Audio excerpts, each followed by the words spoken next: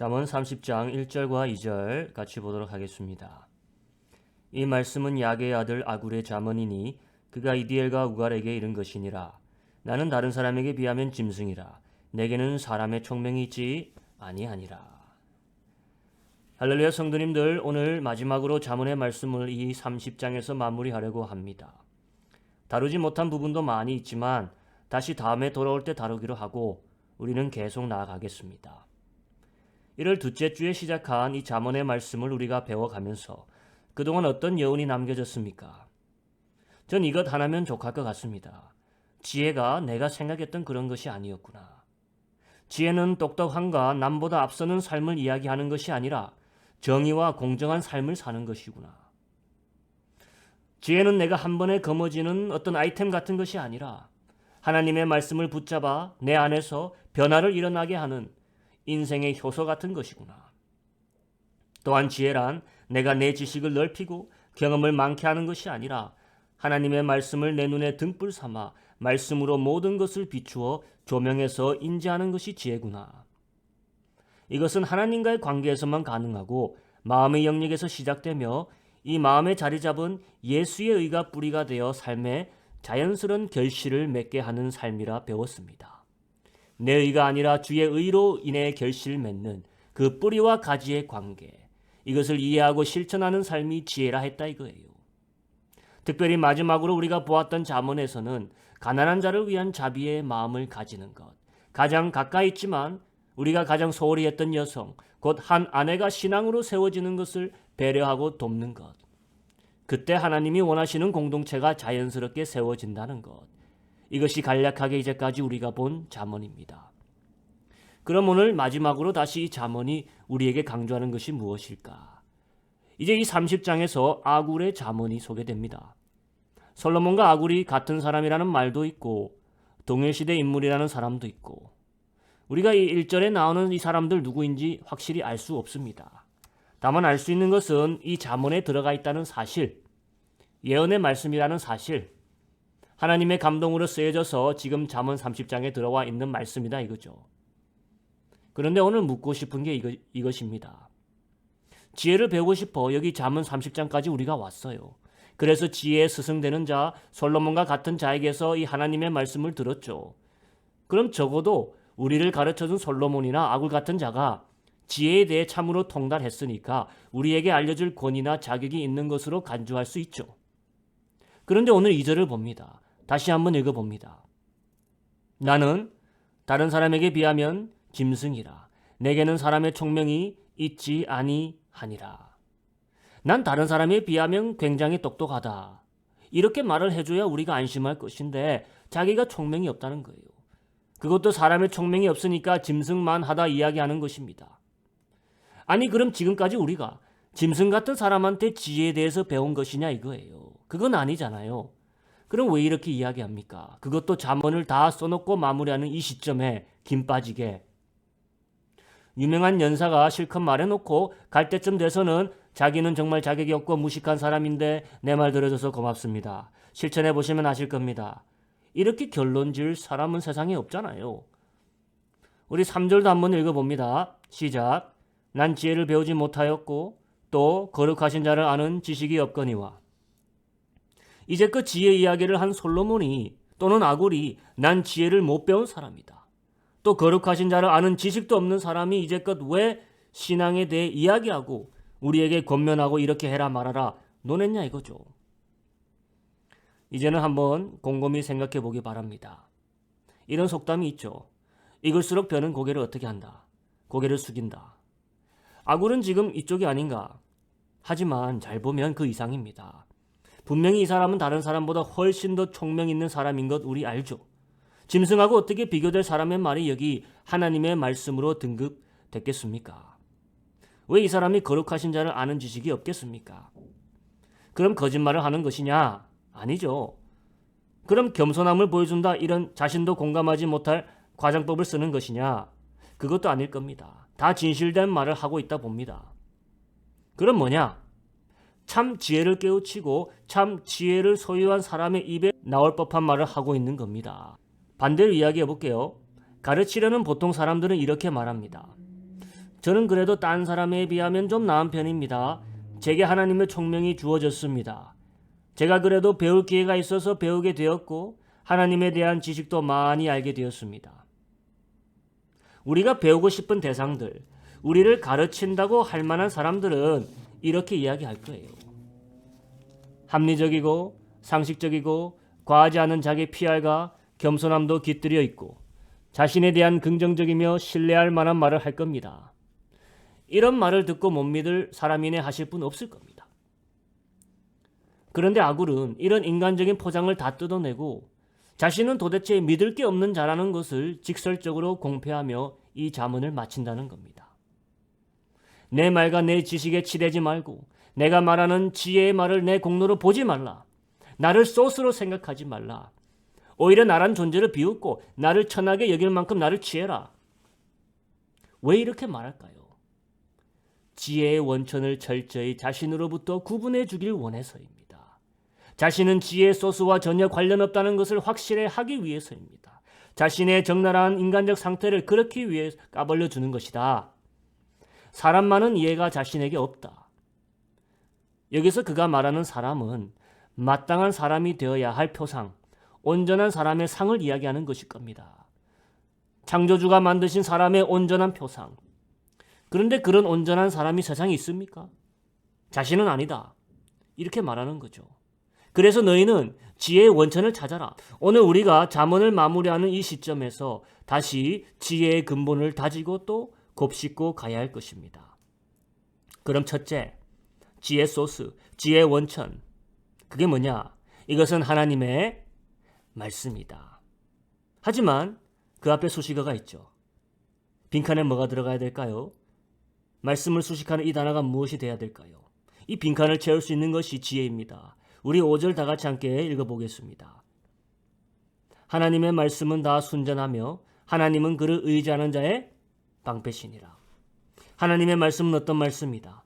순전한 말씀이다. 하나님의 말씀은 다 순전하다. 그리고 나를 의지하는 것이 아니라 누구를 의지하는 것이 방패가 된다? 하나님.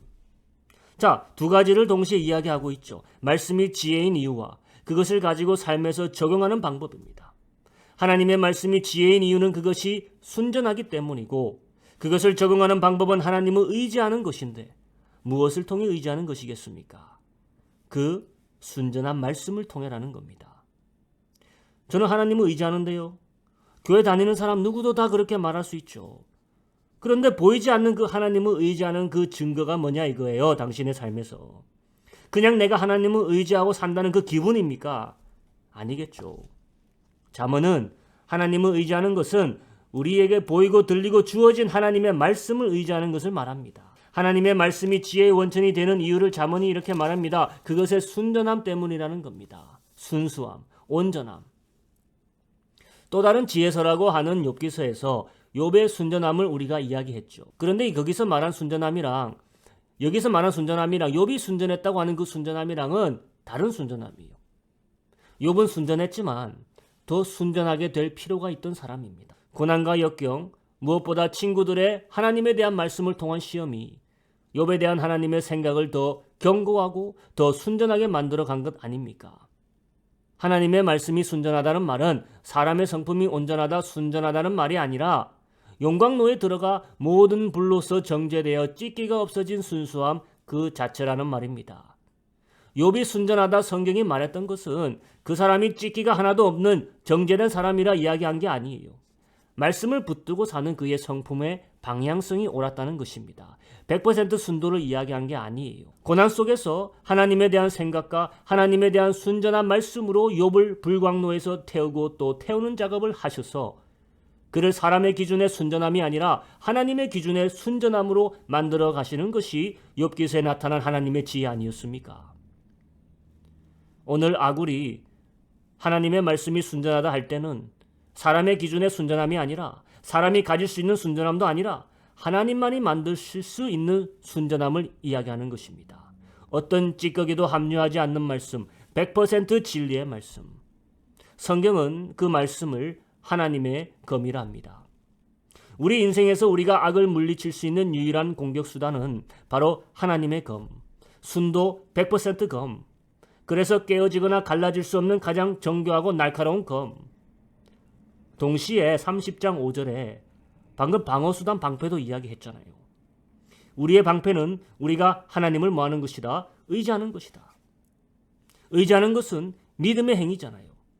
그러니까 말씀으로 악에 맞서 공격하고 말씀을 믿어 하나님을 의지함으로 밀려오는 악을 저항하고 방어해내는 것. 검과 방패.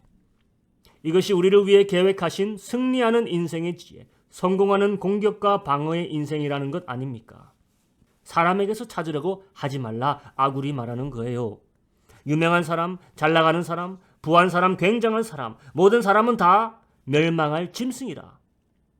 거기 하나님의 말씀이 그 사람에게 없다면 참고할 수 있는 사람은 되겠지만 내가 내 인생을 따라해볼 만한 본받을 만한 롤모델은 아니다. 아굴이 자신을 짐승이라 표현하며 내게 바라볼 아무런 순전함도 총명함도 없다고 고백할 때는 그럼 우리 같은 보통 사람쯤 되면 정말 짐승 아니겠습니까?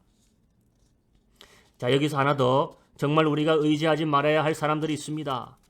이것이 우리가 멀리 해야 할 자들이자 두려워할 행위가 나오고 있습니다. 6절 한번 봅니다. 너는 그 말씀에 뭐하지 말라, 더하지 말라. 그가 너를 책망하시겠고 너는 거짓말하는 자가 될까 두려우니라. 어떤 행위를 말하죠? 말씀에 순도를 떨어뜨리는 행위. 어떤 사람을 이야기합니까? 말씀에 자기 말을 더하는 사람들. 전쟁 나가보니 황당한 일이 뭡니까? 지금 러시아 전쟁하는 거 보면 알잖아요. 자기가 믿었던 최신 무기들이 알고 보니까 실제 전쟁에서 성능이 안 나오는 일 아닙니까?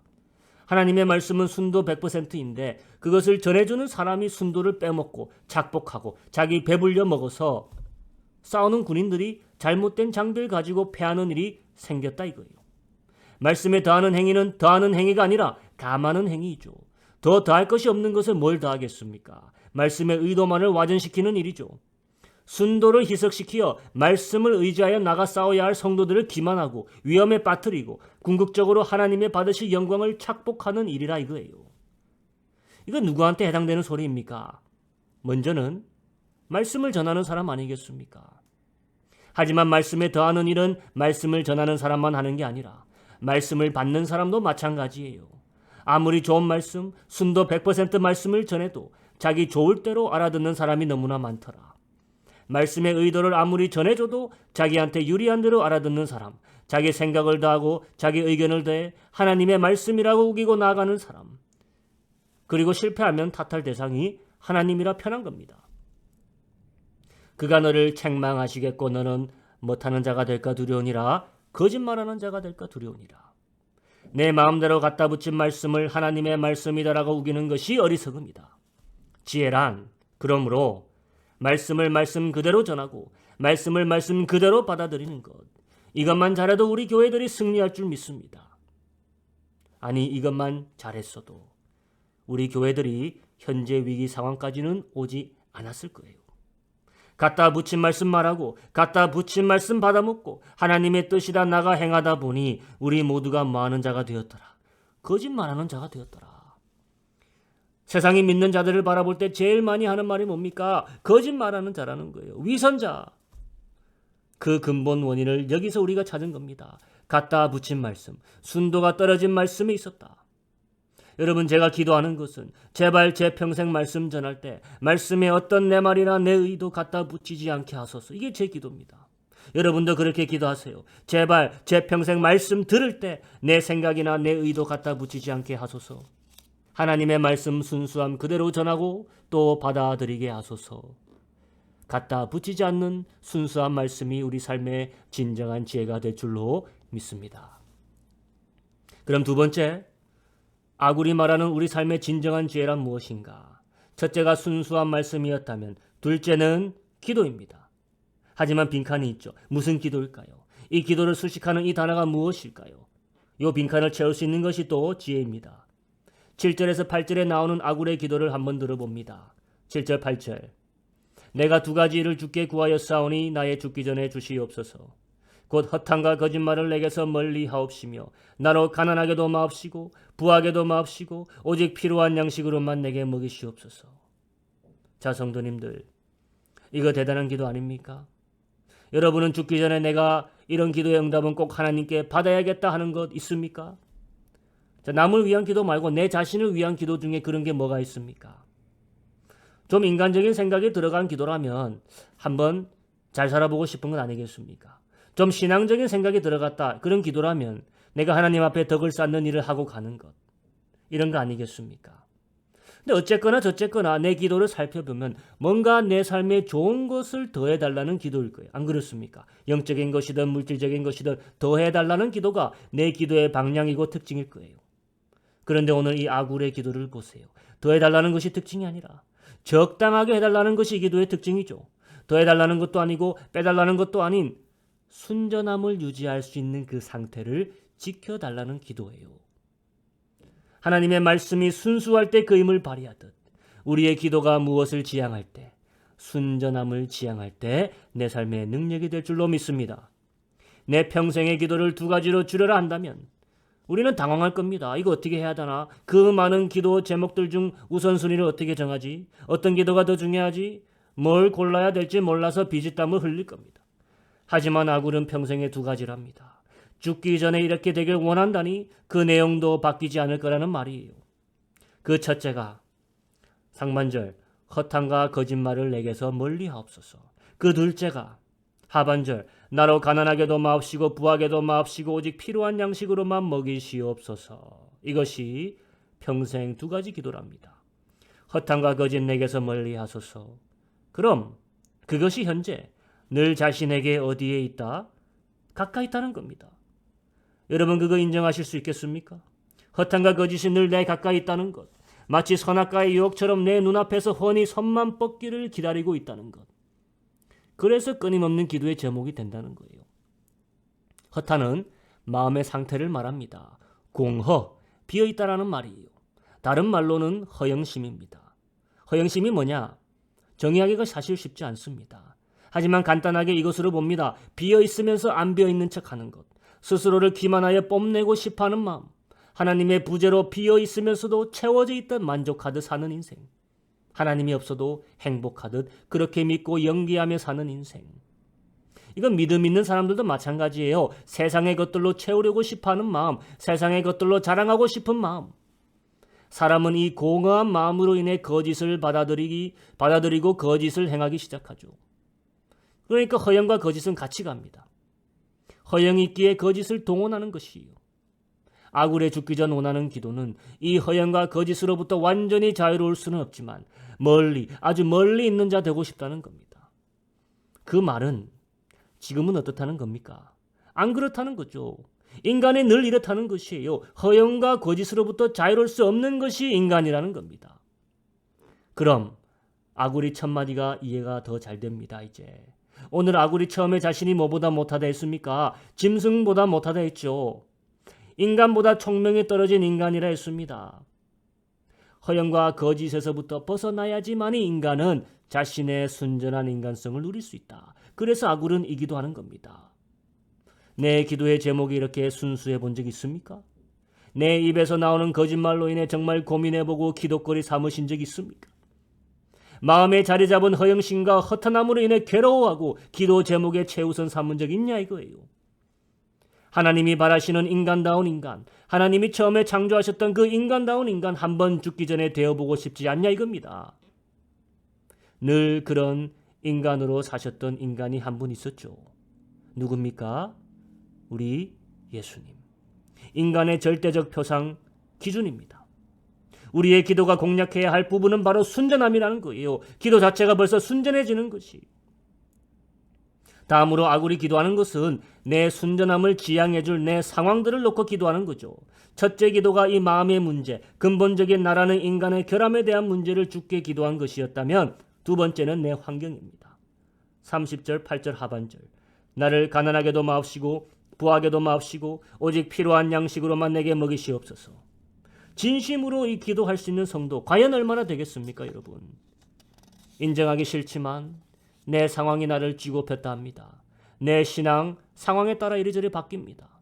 내 신앙 대단하지 않다고 시인하는 기도예요. 내 신앙 고상하지 못하다는 약함의 인정의 기도입니다. 상황이 내 신앙을 쥐락펴락한다. 이거 인정하시겠습니까 여러분? 인정하신다면 기도가 이렇게 나와야 되는 거예요. 오직 필요한 양식으로만 내게 먹이시옵소서.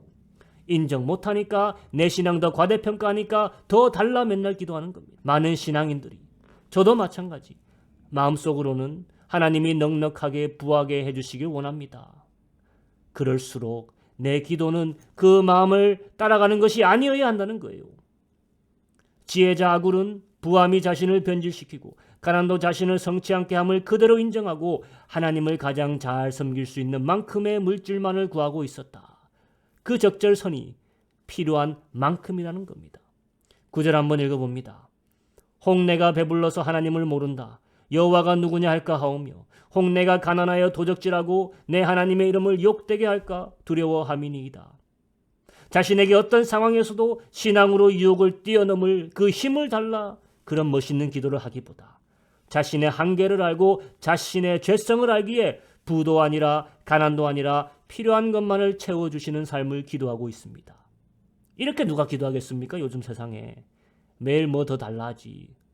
그런데 이 기도 가만히 들어보면 누구의 기도랑 비슷합니까?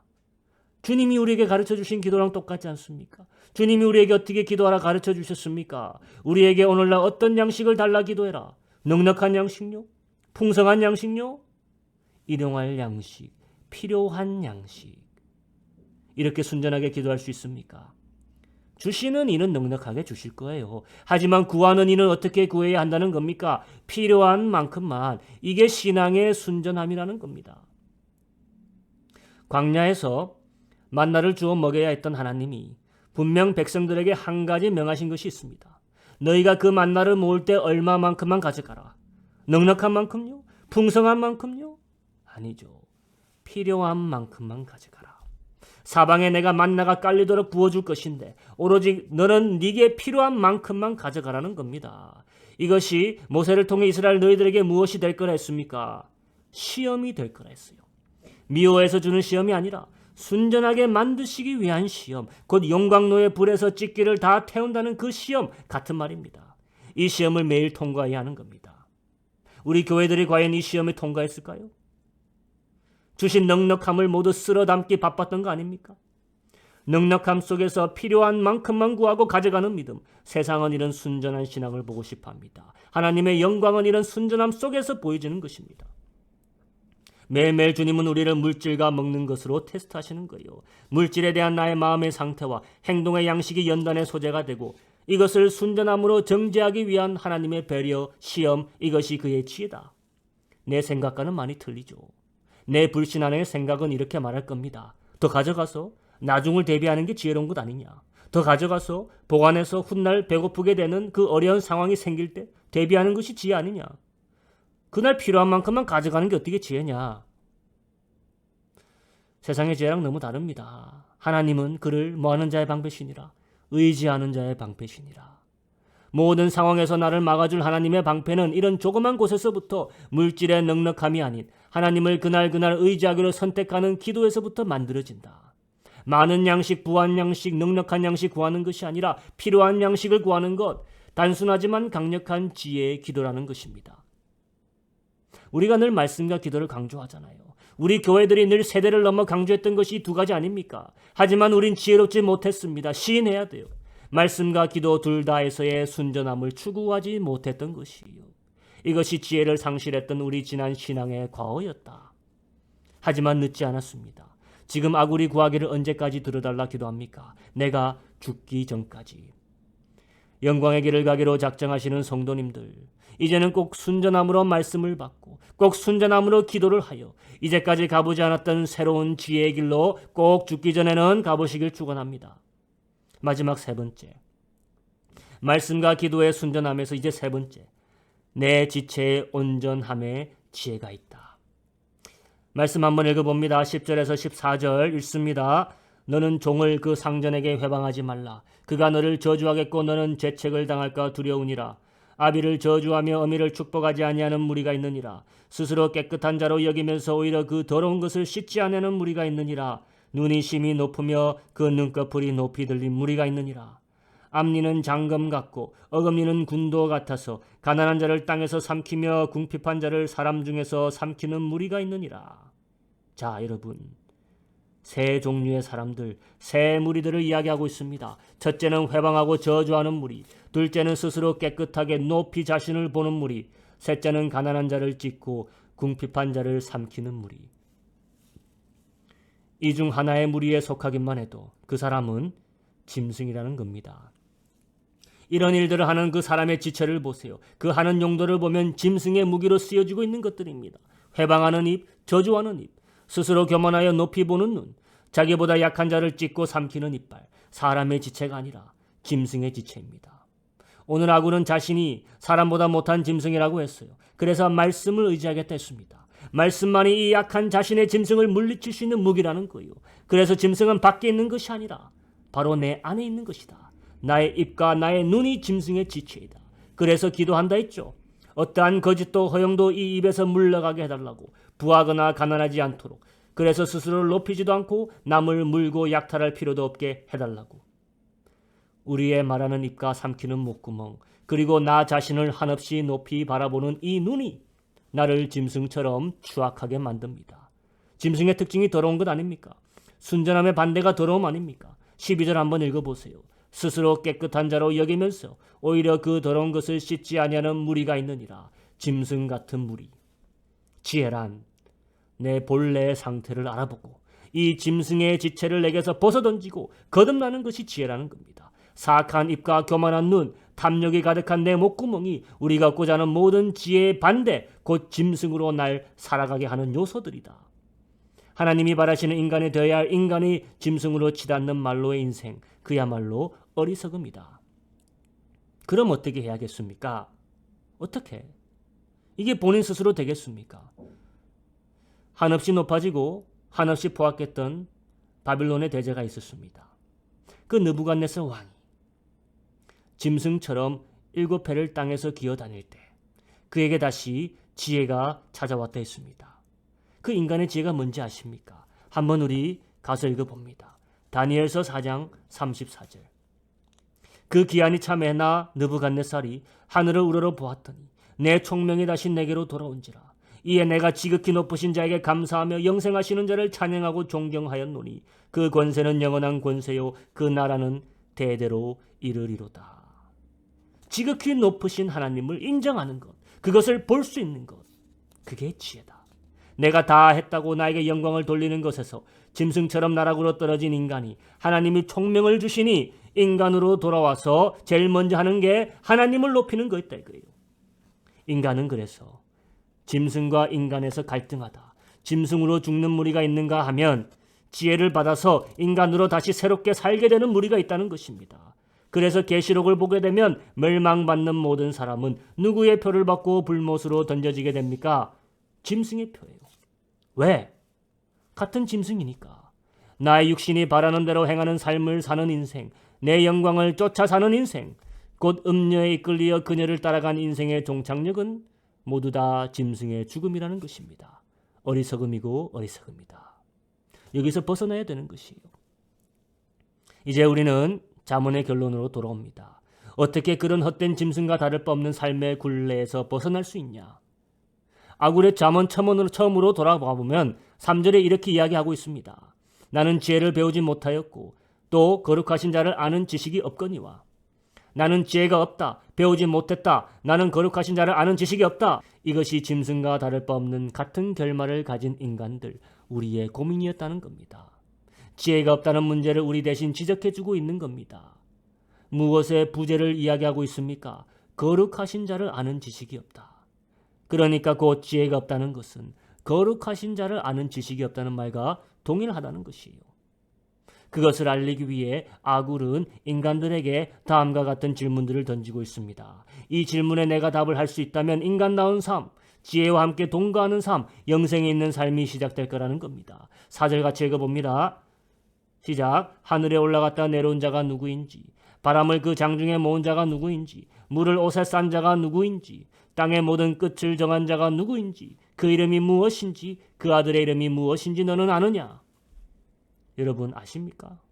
답이 뭡니까? 창조주 하나님. 그런데 그 하나님으로는 부족해요. 그의 이름을 알아야 돼요. 그게 지혜의 가장 시작이라는 겁니다.